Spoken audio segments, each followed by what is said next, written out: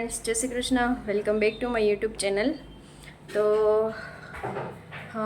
તમને એમ થતું હશે કે દરરોજ તો બ્લુ ને બ્લુ ટી શર્ટ હોય છે, બટ એવું નથી। આ ટી શર્ટ મારે બે એક સરખા બ્લુ છે, એટલે એક દિવસે આ ને એક દિવસે એ છે, એટલે એક સરખા જ અને એક જ સેમ કલર છે, ખાલી પ્રિન્ટ ને એ અલગ છે, એટલે એવું છે ફ્રેન્ડ્સ। અને બસ જો અત્યારે નાસ્તા પાણી બાકી છે, ચા બનાવવાનો છે અને રીતિને અમને બધું થઈ ગયું છે। તો બસ હવે ફટાફટ ચા મૂકી દઉં અને પછી નાસ્તો કરી લઈએ। તો પછી તો ઘણું બધું કામ છે, આજે સાંજનો પ્રોગ્રામ છે, એટલા માટે બેટર પણ પીલવાનું છે, ચટણી પણ કરવાની છે, બધી પ્રિપેરેશન સવારે જ કરી લેવાની છે।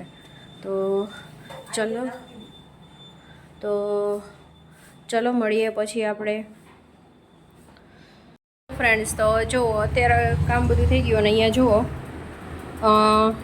આપણે ઢોસાનું બેટર અત્યારે પીસી નાખ્યું છે, સાંજે ઢોસા બનાવવાના છે। જય શ્રી કૃષ્ણ મમ્મી। જય શ્રી કૃષ્ણ બધાને। કેમ છે? બધા મજામાં જશો? નાળિયેરની ચટણી પણ એ પણ પીસી નાખ્યું અને આ પણ પીસી નાખ્યું અને એટલે સાંજે બનાવવાના છે। અને જો આ બધું ને આ રૂમમાં પોતા બાકી છે અને કપડાં છે આજે વધારે હતા એટલે પલાળી દીધા ને મશીનમાં થઈ ગયા છે, એટલે કપડાં બહાર કાઢી નાખાય, કારણ કે ઓલું મશીન છે એટલે બહાર એને પાછા આપણે તારવવા પડે, એટલે તારવીને, કારણ કે હવે તો અત્યારે ડ્રાય કરવાની જરૂર નથી, ફૂલ તડકો હોય છે એટલા માટે। તો બસ મારી મમ્મી હમણાં વાસણ ને એ કપડાનું કરી નાખશે, હું આ રૂમમાં પોતા રસોડામાં ઓસરીમાં અને એ કરી નાખું। તો ચલો કરી નાખીએ ને પછી મળીએ ફ્રેન્ડ્સ। તો અમે ફ્રી થઈ ગયા છીએ, 10:30 વાગી ગયા અને જો કામ આજે કેટલું બધું હતું હું તમને કહેતી હતી ને। આજે કામમાં જુઓ આમચૂર પાવડર બનાવવાનો છે અને એ મારી કુકિંગ ચેનલ માટે પણ વિડીયો શૂટ કરવાનો છે, તો એમાં પણ વિડીયો શૂટ થાય છે અને તમને જે પૂરો વિડીયો જોતો હોય તો આમાં પણ તમને અમુક ક્લિપ્સ એમાં બતાવીશ ફ્રેન્ડ્સ કે કેવી રીતના કરવાનું। તો આ રીતના રાજાપુરી કેરી લીધી છે, જો આ રીતના 2 કિલો કેરી લીધી છે। એમાં કાલે ગામમાં ગયા હતા ને તો ત્યાંથી લઈ આવ્યા, 50ની કિલો આવી કા મમ્મી? પણ હા 100ની 2 કિલો આપી, પેલા 60ની કહેતો તો પછી એને 100ની દઈ દીધી કા। એટલે રાજાપુરીનું છે ને આમચૂર સરસ થાય, કારણ કે ખાટી હોય ને એટલે કેસર કરતાં છે ને આનું સરસ થાય, એટલે ને આમાં દળ હોય ને એટલે હેલુંય પડે કા મમ્મી? દળવાળી હોય ને એટલે જો પહેલાં ધોઈ નાખીને હવે મારી મમ્મી છાલ ઉતારે છે ને હવે બસ હવે કટકા કરશું, તો આગળ તમને બતાવું। પહેલાં મમ્મી આ રીતના મીડિયમ છે ને પીસીસ કરવાના, એકદમ પતલા પતલા, આ રીતના જે રીતના મારી મમ્મી કરે છે ને એ રીતના। તો બધી કેરીના આવી રીતના કટકા કરી લેશું અને પંખા નીચે જ સુકવશું। તો અહીંયા કેરીનું આ કટકા થઈ ગયા છે, અત્યારે જો કેટલા બધા લાગે છે, પણ સુકાઈ જાય એટલે થોડાક થઈ જાય કા મમ્મી? અને હવે સૂકવી દેશું એને। અત્યારે વાગી ગયા છે 4:15 કા મમ્મી? અને પુસ્તકને વાંચી લીધું છે અને જો અહીંયા છે ને સાંજની પ્રિપેરેશન થાય છે, બટેટા બફાઈ ગયા છે ને આથો પણ મસ્ત આવી ગયો છે ફ્રેન્ડ્સ, હું તમને સાંજે બતાવીશ। આથાની ટિપ્સ એક મસ્ત આથો આવી ગયો છે અને બટેટા બફાઈ છે અને સંભાર નહીં, નોર્મલ અમે છે ને દાળ કરીએ છીએ, સંભારે નથી કરતા, અમે નોર્મલ દાળ હોય છે ને એ જ કરીએ છીએ। તો બસ પછી દાળ બાફી નાખીશું ને પછી બેસવા જવાનું છે આજે, એટલે એ જગ્યાએ બેસવા જશું।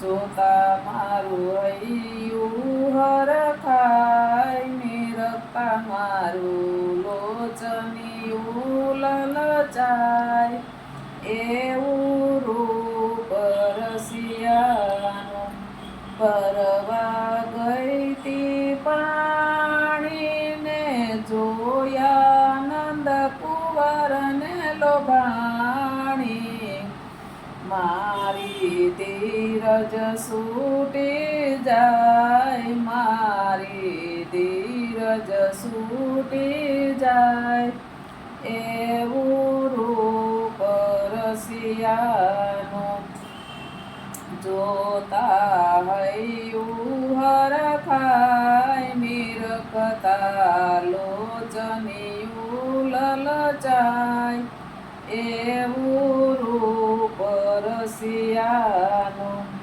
મારે છે પ્રેમ કટારી તોય લાગે પ્યારી એનું મુખડું મલક મલકાય એનું મુખડું મલક મલકાય એવું રૂપ રસિયાનું જોતા હૈયું હરખાય નિરખતા લોચનિયું લલચાય એવું રૂપ રસિયાનું સાસરીએ ન સોહાય પિયરીએ ન રહેવાય મારું મન વ્યાકુળ થાય આવું દુઃખ કોઈને ન કહેવાય એવું રૂપ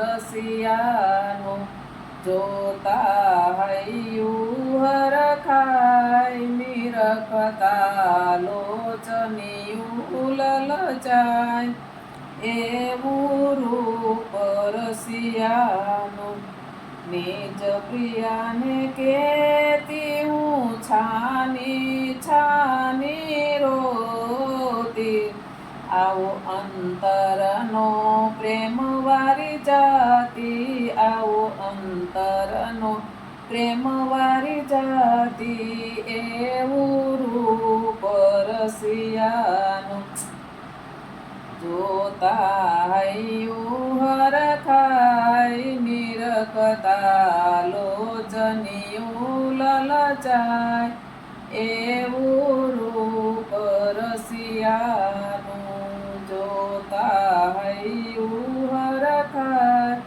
નિરખતા લોચનિયું લલચાય એવું રૂપ રસિયાનું વલ્લભાદી.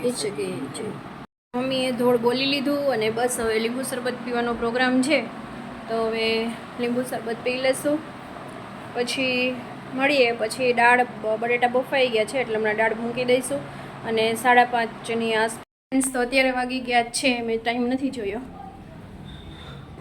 7:30 થઈ ગયા છે. હું દર્શન કરવા ગઈ હતી ને બસ થોડીક વાર થઈ અને થોડાક જાણીતા મળી ગયા હતા, તો ઘરે આવ્યા ને જો અત્યારે હું તમને ઢોસામાં આથો આવી જાય ને તમારા ઢોસા મસ્ત બને ને એના માટેનું શું છે જો આ 3 વાટકી ચોખા અને 1 વાટકી છે ને અડદની દાળ અને 10 થી 12 એટલે કે 1 ચમચી જેટલા મેથી દાણા લીધા હતા. અને જો ઉપર એકદમ સરસ અહીંયા સુધી તપેલી હતી, જો અહીંયાથી તો આટલી તપેલી થઈ ગઈ છે, બરાબર છે. અને જો ટ્રીક તમને બતાવું, જુઓ એકદમ સરસ થઈ ગયું છે. પ્લસ જુઓ આ રીતના છે ને જાળી પડે, જુઓ છે ને આ રીતના છે ને જાળી પડે એટલે તમારા ઢોસા છે ને પરફેક્ટ બને. જો આ જે જાળી છે ને જાળીથી તમારા ઢોસા જુઓ એકદમ પરફેક્ટ બને. આ થોડું ઢીલું બેટર છે પણ કઠણ હોય ને તો તમને છે ને પ્રોપર જાળી એમાં દેખાય.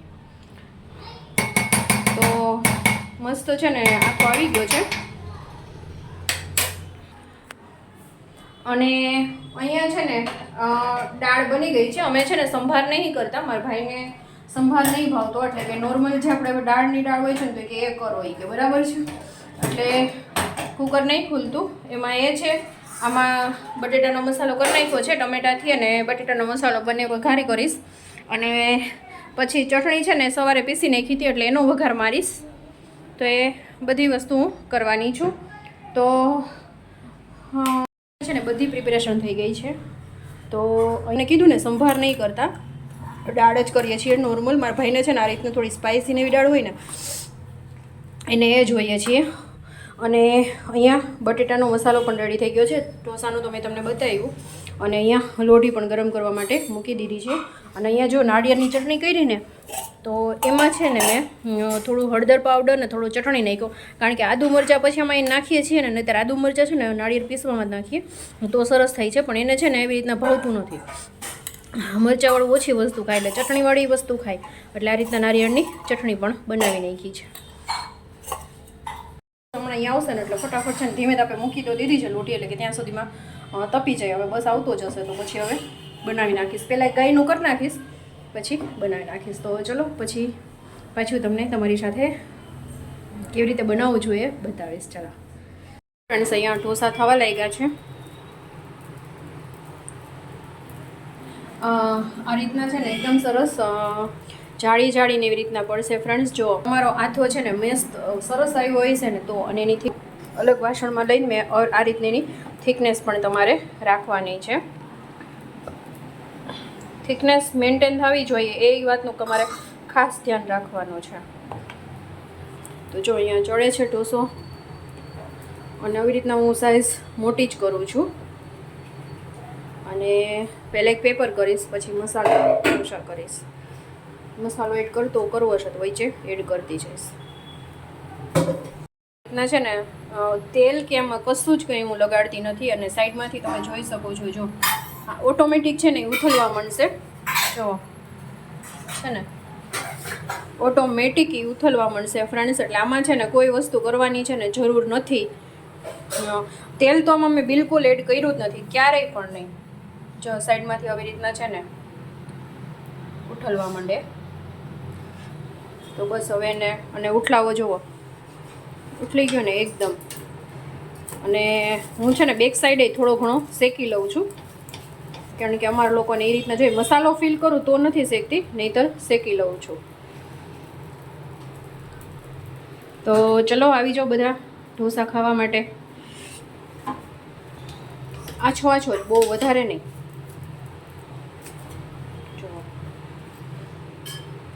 એક હાથમાં મારો મોબાઈલ છે ને એટલે મને બહુ ફાવતું નથી પકડવામાં. એકદમ સરસ કડક અને રોલ પણ વળી ગયો જુઓ છે ને. બીજો ઢોસો પણ પાડી લીધો. એક રેડી થઈ ગયો છે ને બીજો પણ પાડી લીધો. કોને ખબર, મારા મમ્મીને જો ચમચીઓ મળતી નથી. કા મમ્મી?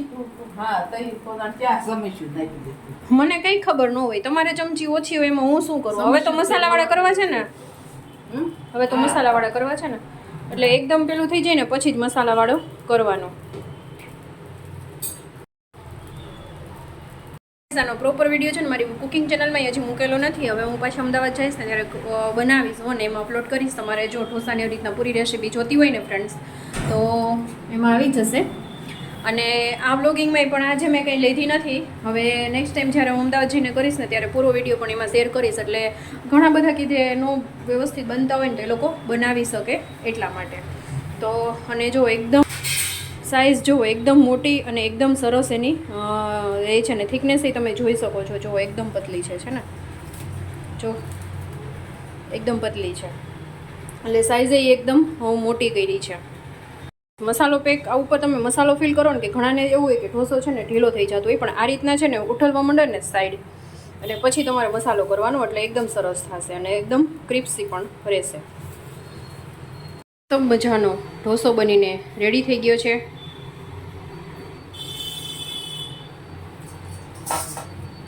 જો તમને એનું છે ને એકદમ સરસ કડક. અહીંયા મારા મમ્મી જમવા બેસી ગયા. કા મમ્મી?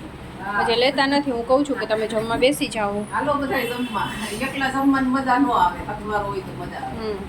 અને ભાઈ છે નાવા ગયો છે બસ હવે નાવા આવશે એટલે મારા દીકરો બી બેસી જશે. પછી એ ખાઈ લેશે એટલે મારા થશે એટલે હું બેસી જઈશ. તો ચલો વિડીયોને અહીંયા એન્ડ કરું છું. વિડીયો સારો લાગે તો લાઈક શેર અને સબસ્ક્રાઈબ કરવાનું બિલકુલ ભૂલતા નહીં. તો મળતા રહીશું નવા ફ્રેશ વ્લોગ સાથે. ત્યાં સુધી જય શ્રી કૃષ્ણ.